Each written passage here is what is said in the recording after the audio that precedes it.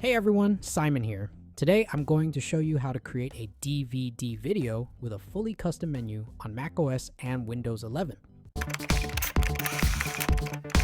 So first you're going to need to install dvdstyler. Go to dvdstyler.org and download the software. Now when you try to open dvdstyler for the first time, macOS will probably block it. You'll see a message saying the app can't be opened because it's from an unidentified developer. Don't worry, this is completely normal.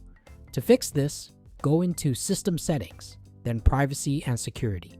Scroll down and you'll see a message saying dvdstyler was blocked. Click Open Anyway. After that, dvdstyler will open normally. And you won't have to do this again. Now that dvdstyler is installed and running, we're ready to actually create our DVD project and design the menu.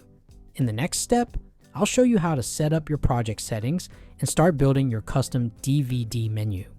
Alright, now that dvdstyler is open, the first thing we'll see is the new project window. Here's where we set up our DVD settings. For most people in the US, you'll want to select NTSC format. If you're in Europe or certain other regions, you would choose PAL instead.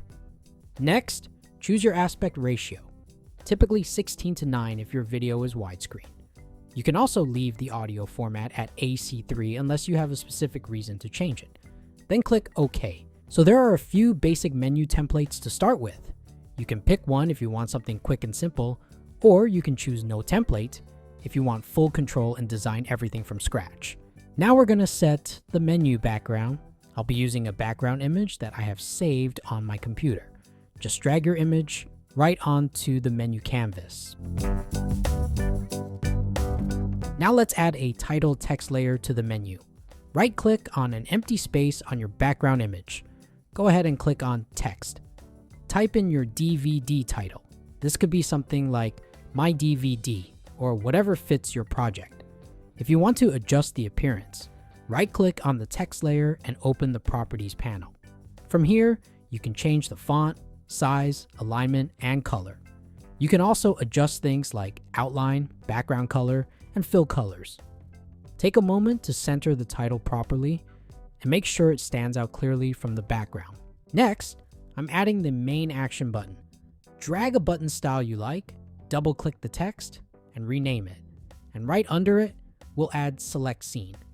This will jump to a second menu where people can pick Video 1 or Video 2. Now we're creating a second menu. This is your Scene Select screen. Once Menu 2 exists, click it so you're editing that page. Now I'm going to add some frame style buttons because once they're linked to a video title, they'll display a thumbnail preview inside the frame.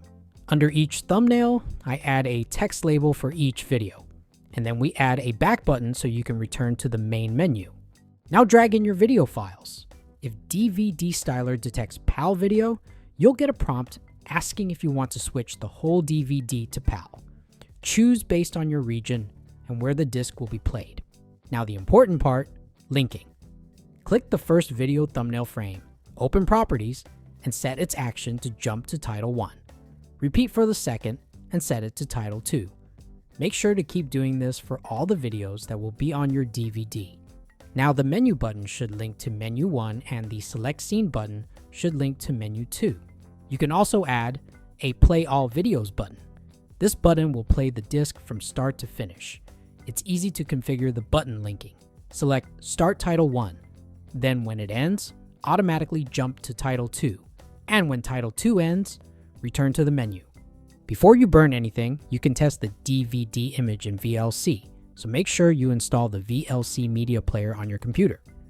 Click through every button, play each video, and make sure it returns to the right menu when it ends. Alright, once your menu looks the way you want and everything is linked properly, it's time to create the DVD.